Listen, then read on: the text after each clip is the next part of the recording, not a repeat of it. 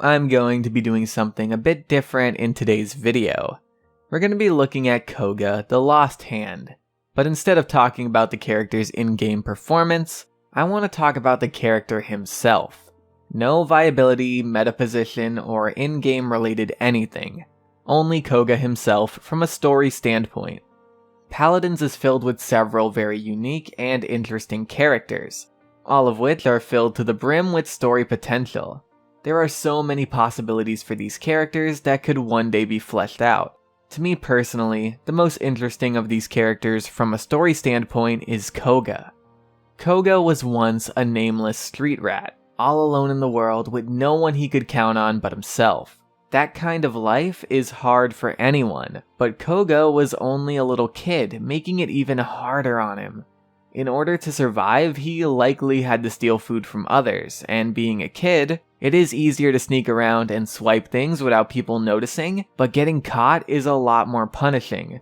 Being so small, a kid can't really defend himself if the person he stole from felt like beating him down for attempting to steal. Koga apparently did have a lot of skill for a kid, but the size difference probably often proved too overwhelming. There were probably many days where Koga was starving and attempted to swipe something like an apple or a loaf of bread, only to get caught, beat up, and forced to limp back home, bloody and bruised, to whatever dirty hole or back alley he called home. On top of that, again, he's alone. No shoulder to cry on, no one to vent to, and no one to help him. Forced to lie there on the floor in pain, holding all of those emotions in. Every day must have been a real struggle for Koga. But one day, that all turned around. He met Zhin, the tyrant and the leader of the Thousand Hand Guild. The details on why are unknown, but for some reason Koga challenged Zhin. Maybe Zhin was about to take out his anger on somebody and Koga stepped in, or maybe Koga saw an opportunity and wanted to impress Zhin and join the guild, so for once he could belong to something. With Zhin being older, wiser, and more skilled, he most definitely won. But even though Koga was defeated, Zhin saw great potential in him. His skills were remarkable for his age, and with enough work, Zhin believed he could make Koga into something great, perhaps even a worthy successor. So Zhin took him into the Thousand Hands, and that's when he was granted the name that we all know him by, Koga. For what was most likely several years, Koga worked to be the best of the Thousand Hands. From several voice lines, we can tell that Koga had a variety of teachers. One of my teachers told me the essence of a warrior's strength is tranquility. Clearly, he had never felt the power of an empty stomach. And from looking at his card art, we can tell that Zhin himself was even one of them. Now, we all know what Zhin is like. He's not the most pleasant person, to put it lightly. He's harsh, temperamental, and sadistic. The rest of the guild probably had similar traits, but to Koga, they were still family, all of them. No family is perfect, but that doesn't stop people from caring about theirs. Zhin was probably the most special to Koga. He's the one that made him part of something and freed him from his lonely life on the streets. It wouldn't be too hard to believe that he may have even looked at Zhin as his father, and vice versa.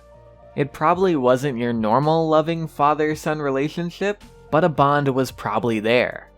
I'd like to believe that the bond went both ways. Zhin doesn't seem like the type to open up about emotions, Koga doesn't really either, but I'd be very surprised if they both didn't really end up caring about each other deep down. Zhin may of course be a terrible person, but even the worst people can end up genuinely caring about others. No bond is invulnerable though. Any bond can be broken, and the pain that follows is often deep and doesn't go away. One day, some unknown hand grew jealous of Koga. With Koga being so skilled and so close to Zhin, it makes sense that jealousy would arise. This jealousy was enough to make this hand spread lies about Koga and plant fake evidence against him to make him look like a traitor. This evidence must have been impossible to argue with, because it even made Zhin himself believe that Koga was a traitor. Imagine how Zhin must have felt in that moment. He had taken a boy into his home off the street and given him everything. He spent years with this boy, doing all he can to make him into the best man he could be. possibly even growing to look at him as his own son, just to end up being betrayed. To have all that effort, all of that time, that bond wasted. Zhin must have been overcome with several different emotions, but knowing Zhin, the only one that he let out and that took over in that moment was fury. Looking at Koga's card art, it wasn't Zhin who faced him after this. Instead, it was several of his hands. You can tell by Koga's card art that Zhin is nowhere to be found. Zhin probably tasked his hands with luring Koga to some remote location to kill him, but they weren't enough for Koga. Koga's a survivor, always has been, and this wasn't going to be what brought him down. He was the only one that left that burning building alive. Before or during the fight, the assassins probably told him that evidence against him had been found and that Zhin had sent them to kill him. In that moment, there was probably a ton of emotions going through Koga's head. The only reason they told him this is probably to shake him up so he fights worse. But in order to live, he had to force them down and focus on the fight. It probably all ended up hitting him when he left that building. We don't know what Koga felt in that moment. With Zhin, we were told it was fury, and that makes sense because Zhin is temperamental. Koga isn't though, he's cool, calm, and collected. But I imagine after all of that, with no one around to see him, he broke from that persona, broke down, and let every emotion he was feeling out. Perhaps he lashed out at some nearby trees with his claws, yelling and screaming as he ran from tree to tree, unleashing his rage on them. At least until his rage died down and all he was left with was sorrow. Maybe he ended up dropping to his knees, tears flowing from his eyes, running his fist into the ground and letting out a yell fueled by his inner pain. He had nothing once, no one, and that's exactly what he had again. The pain that comes with knowing that your father believed evidence against you before even investigating it himself, after everything you had been through with him. That pain sounds immeasurable. Pain like that doesn't fade, it sits, festers, eats at you, and in Koga's case, it ended up pushing him too. He wanted revenge, not only against whoever set him up, but against the father that didn't believe in his own son. Going back to Zhin, he would have soon received word that his assassins failed. He probably stood there in his chambers, reprimanding himself for being weak and not dealing with Koga himself, knowing full well he was the only one skilled enough to take him on. But who could blame him? What father would want to kill his own son, even if that son had failed him? He probably didn't even want to order his death, but as the guild leader, he most likely had no choice. If he didn't end up doing it, his guild may have looked at him as soft or weak, for letting his emotions get in the way of punishing a traitor. Regardless, Koga was alive, and hungry for vengeance. Could he do it alone though? Could he even be alone again in general? Could he really go back to that? The thought of it alone could have scared him. He kept that fear and that pain inside though. All his life he had been taught to be the best. His teachers probably molded him to keep his emotions in check, to always strive to be the best. And that cool guy persona we all know from Koga probably formed from those teachings. This was no doubt a hard turning point in his life. But he had always been the cool, collected guy. That's all he knew, and that's what he forced himself to stay as. Holding all of that pain inside and deciding to focus on revenge. Then he ended up going out on his own, looking for any clues or things that could help him with his goal. At some point, he ended up finding the Paladins. It is unclear why he ended up joining them though. Maybe he looked at them as nothing more than a tool to aid in his vengeance. Maybe his fear of being alone pushed him to them. We don't know, but what I do know, when a person gets betrayed, they close up and try not to let anyone else in so they can't get hurt again. So at least at the start, Koga didn't look at the Paladins as his new family. When Genos brought a warning of the Paladins' impending destruction in one of the lore stories, Koga said, "Looks like I need to find another new crew." This tells us that he either doesn't care about them yet, or that it's his cool guy persona not letting on that he does. Either way, if Koga doesn't care about the Paladins at the start, his desire to have a family again would likely make them grow on him, despite the fear and the pain inside him.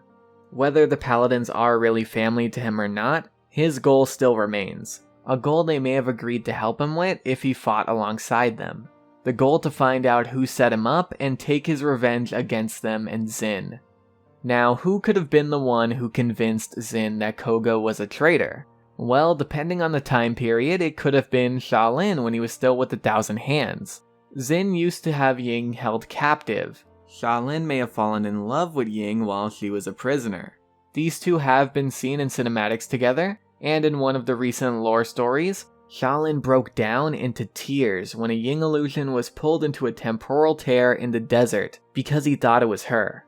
Perhaps he needed Zhin and Koga's attention on something else in order to free her. So he planted evidence against Koga and freed Ying while the chaos ensued. As we know, Koga and Xiaolin are both in the Paladins now. So if this theory is correct, it could lead to a very interesting story in the future where Koga finds out it was Xiaolin who set him up, leading to internal conflict within the Paladins, possibly even weakening them at the wrong time when the Magistrate attacks. As much as I do like that theory, the more likely one is that Sky set him up out of jealousy. Koga mocks Sky, asking her if she forgot about her training when he kills her in-game. You can see her with Zhin in Koga's cinematic, so there's a strong possibility that Sky is allied with the Thousand Hands and is being trained by Zhin. Either Sky really desired Zhin's training, or maybe Sky has feelings for Zhin and wanted to be closer to him, to be his number 2. Either way, Koga was in the way and needed to be removed. But with how skilled Koga is, Sky likely couldn't take him out herself. We have no way to be positive about who set up Koga, but we know he's looking for them, and maybe if it is Sky, then he already found out, and that's why in his cinematic he came after both of them, knowing that they'd be in the same place. He also could have been going only for Zhin, and his plan was to make Zhin tell him who set him up, and Sky was, just there. In the cinematic, you see Koga is fighting Sky alone first. This could be an honor thing among warriors, but I'd like to think that him standing back and not fighting has to do with something I said earlier. He doesn't want to kill his own son. Zhin does go to grab his sword, but it could be only a reflex to defend himself. He also continues to hold his sword while Koga fights Sky, but again, that could all be for self-defense while he argues with himself in his head about fighting and killing Koga. His mind tells him to jump in and end this, but his heart doesn't let him move.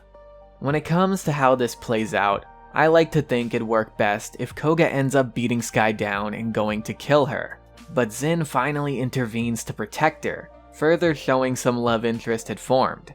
Then Koga and Zhin finally fight, every one of their emotions clashing together through the metal of their blades, talking, arguing, yelling at each other about how one betrayed the other, screaming, crying as they ask each other why they would do it after everything they've been through. Later on, Koga ends up winning. He wounds Zhin and knocks him to the ground. Sky can't help, she's too hurt to move. Koga grabs Zin's collar, pulls him up, and holds his claws up to strike. His vengeance is right here in his grasp, but he looks into Zin's eyes and all he can see are memories of the father figure he had for years. His clawed hand starts to shake, his mind is yelling at him to end it now, but his heart is holding back his hand with all of its strength. Coughing up blood, Zhin asks him, "What did I teach you? To operate without mercy or hesitation." The only reason Zhin says this is to push Koga to kill him, so he doesn't have to one day kill his son. All of the memories Koga is having of Zhin, plus Zhin verbally calling back to one of those memories himself, it breaks Koga.